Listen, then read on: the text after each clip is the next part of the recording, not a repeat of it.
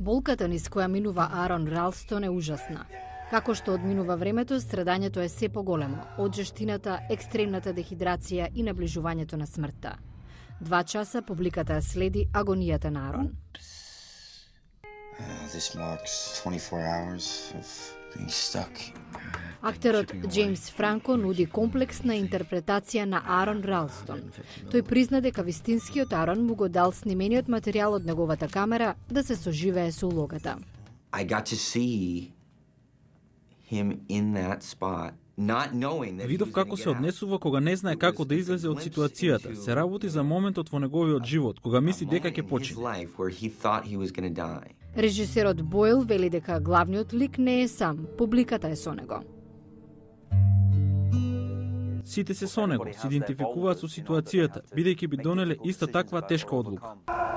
Режисерот со долга сцена го прикажува моментот кога Арон си одсекува раката. Крајот на филмот е исто така моќен како почетокот. Животот ја победува смртта. Арон е жив и посилен од порано.